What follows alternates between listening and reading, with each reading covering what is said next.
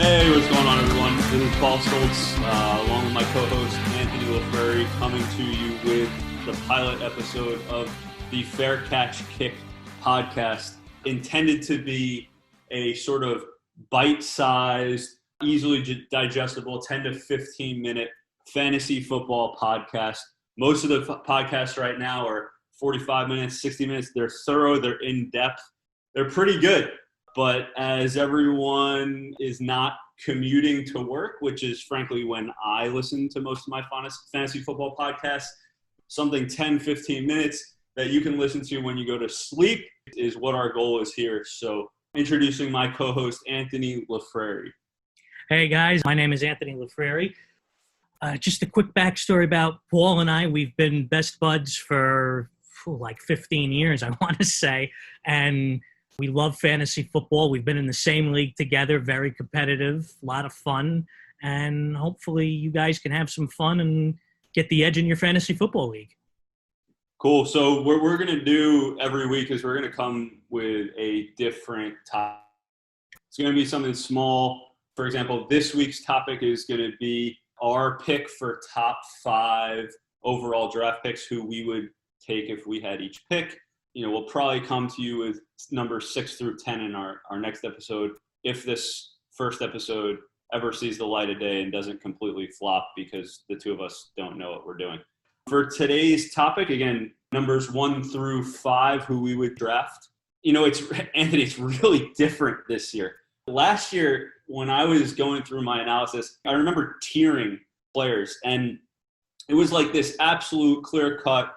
1 was Barkley, 2 was C-Mac, 3 was Alvin Kamara. And then you had this sort of like flux of high-risk players like Zeke, who we didn't know if he was going to hold out or not. You know, DJ, Le'Veon Bell, Gurley, we didn't know what they were going to do. This year, it's totally different.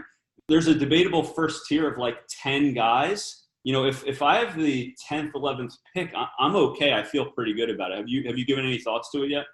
You know, that's a good point. It was a lot more top-heavy. It was a lot more high-risk, high-reward last year.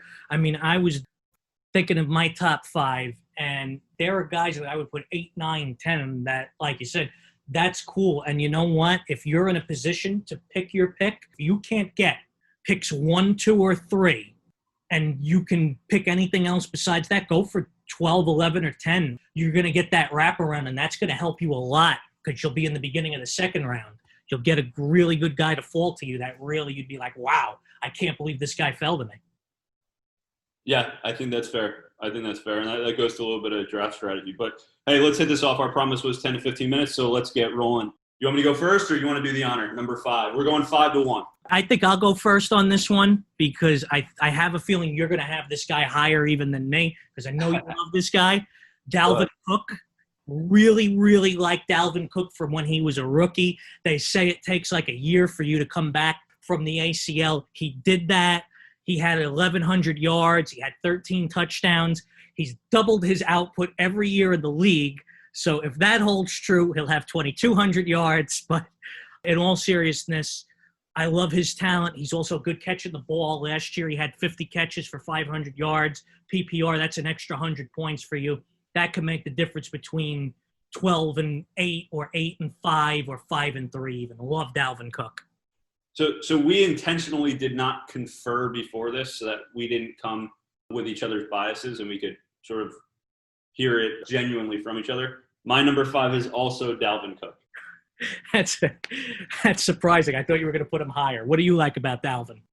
Minnesota's offensive line is kind of inconsistent from a pass blocking perspective, but their outside zone scheme just fits what Dalvin likes to do. And when they plug in Alexander Madison behind, you saw what he was able to do running off the tackle. And I just believe it's the right fit of an offense for him. You know, he's got the pass catching ability, and those 51 catches last year were no fluke. He's got good hands, and he can turn vertical and take it up the field real quick with some big playability. I love Dalvin. I have a feeling he's going to fall. That could be a guy you get at 8, 9, 10. That's going to help you win your draft.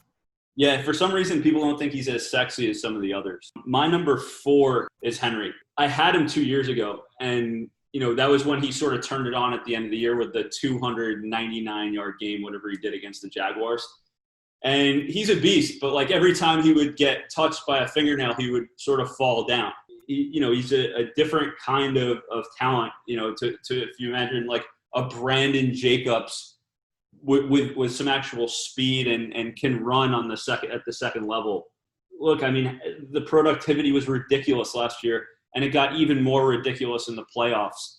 That offensive line is tremendous from a run blocking perspective. They're a top 3 statistical run blocking unit. They even did all that last year with right guard issues. And, as somebody that runs more inside the tackles, if they can fix their right guard hole this year, that will really elevate Derrick Henry. The only reason he's not higher on my list is PPR. He doesn't have maybe the potential of some of the others. That's a good point. I actually had him outside my top 5. I had him very close to it. A couple of concerns on my part is he really only shot off towards the end of last season where he just became the monster, and obviously the playoffs. And I think football, everybody is a little overreactionary. And I also worry with the Titans in general. I think they caught lightning in a bottle, and I don't think they're surprising anyone this year. They can't fall behind. See, Dalvin, at least with Kirk Cousins, he could at least make defenses respect him. I don't know with Tannehill how long defenses are really going to respect him. It's too high risk, high reward. I want to see him do it a little bit longer before I say, yeah, definite top 5. And just to respond quick, that's really fair. One of the things that I look at when I'm drafting a running back is purely volume. As long as he stays healthy, he will have the most running touches next year. So I just, it's pretty safe. But, again, I'm okay with him at 6. Like I said, there is a larger top tier this year. I think I might value him too more in the short term than the long, because he just to me seems like the kind of back that once he starts breaking down, he's going to break down in a hurry. Keep that in mind if you're in a dynasty league too. My number 4, I got Michael Thomas. He is my top receiver on the board. Spoiler alert. Dude's just a PPR machine. He just catches a lot of short, intermediate stuff. He can go deep when needs be, but he's just a perfect wide receiver for Drew Brees, who's becoming more and more reliant upon dinking and dunking. And outside of Alvin Kamara, I honestly don't know who he's going to throw the ball to. This guy's just a lock for 120-something catches and close to 10 touchdowns and a ton of yards. I just really like Michael Thomas. It's so hard to make an argument against Michael Thomas. I would probably say he's the second most physical route runner to DeAndre Hopkins. His hands are incredible. They just have a rapport between the two of them that is phenomenal.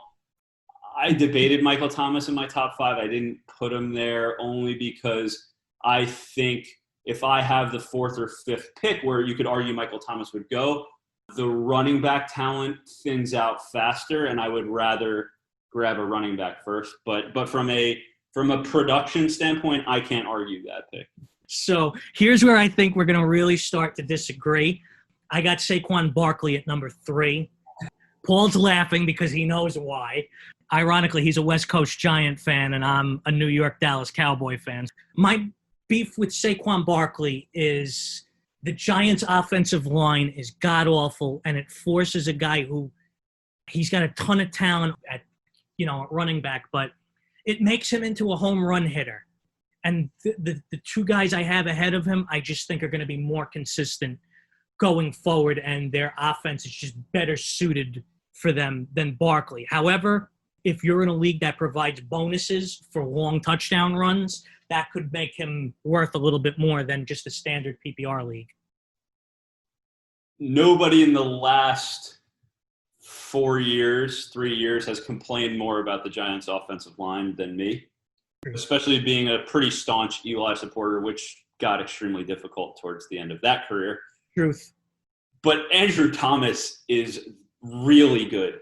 Nate Solder is terrible. I think he led the league in receiving quarterback hurries. Will Hernandez coming into his second year is a beast. Kevin Zeitler was actually really steady at right guard, and that was a really, really major and underrated pickup for them. because I think you and I agree, it's not a talent issue why you ranked him 3 as opposed to 2 and 1. It's more a function of the offensive line. And I think if Matt Pert, their second-round pick, can step up, or Nick Gates, their undrafted free agent pick from 2017 or 2018, can step up and take that right guard spot so that Andrew Thomas can move to left, I think you're going to see some holes open up for Saquon. And he's not going to have one of those games, another game where he had a couple last year, 16 carries for 16 yards, whatever that was. To flip the script on you, my number 3 is Zeke. Look, he's very talented. He catches the ball.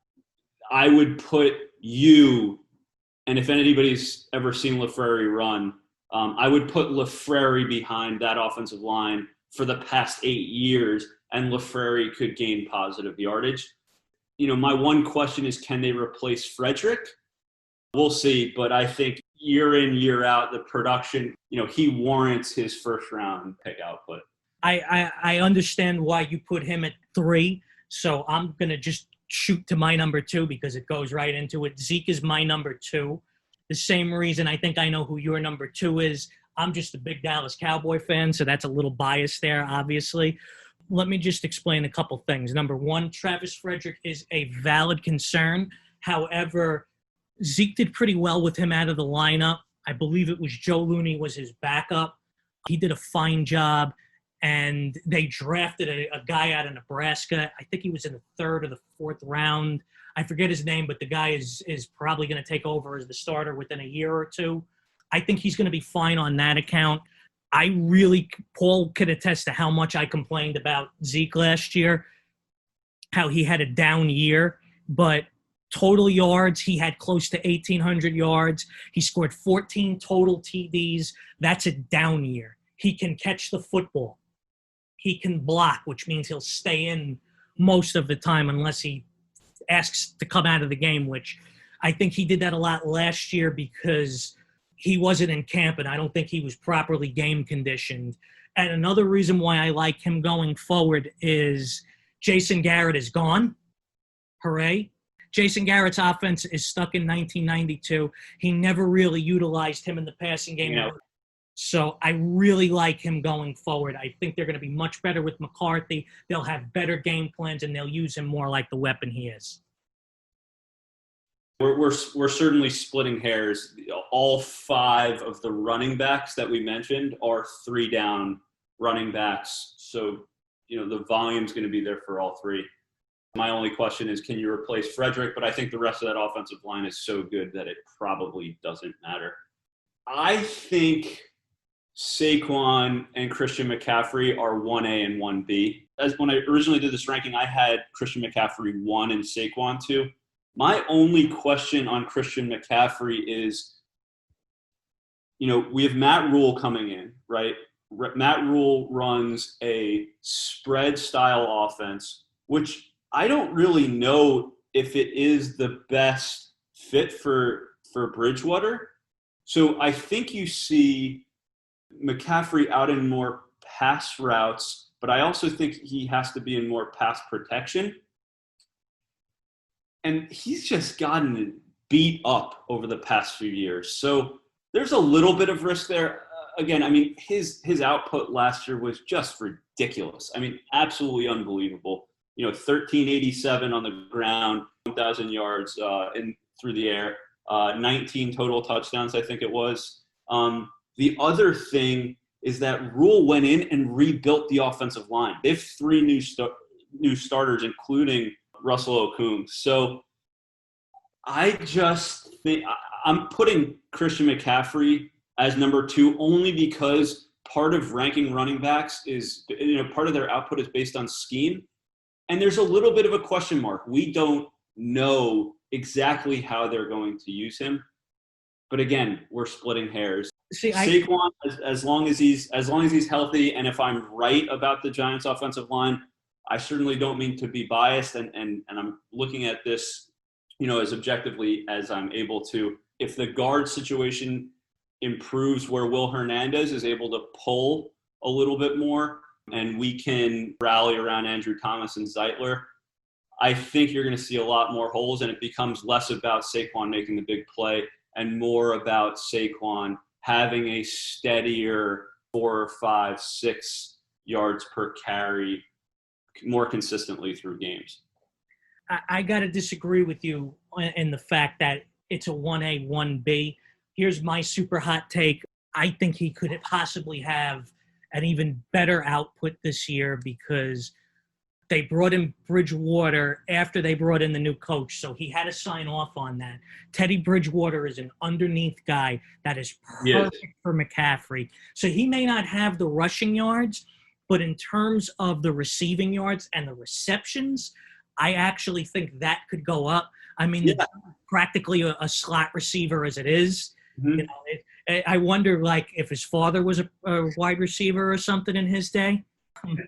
I love McCaffrey. For me to put anybody ahead of Zeke Elliott, I have to think is special. Could he get beat up? Could he get – yeah, that's possible because he's not the biggest dude in the world. But he kind of reminds me toughness of Steve Smith, that he plays much bigger than his stature. And I think for 1 year, 2 years, 3 years, until Saquon proves that he's got a line, that he could be more consistent, or Zeke finally is rid of that buffoon of a head coach that is the biggest anchor on the offense that sunk the Titanic. The clapper. Oh, God. I let me tell you something. I cannot wait for October 11th when they play each other. I hope the Cowboys run up the score on him. Not because it's the Giants, but because I cannot stomach Jason Garrett's appearance anymore. So I digress. McCaffrey's the man. Draft him number 1, and your only worry is the funny team name you could come up with, Mac Attack, Return of the Mac. Set it and get in the playoffs as long as you don't screw up the rest of your draft. Well done, Ant. We'll wrap it up. Appreciate everybody listening. Fair Catch Kick podcast. Hopefully this survives to a second episode, and we'll deliver our picks 6 through 10 shortly. Have a good night, everyone. See you later, guys.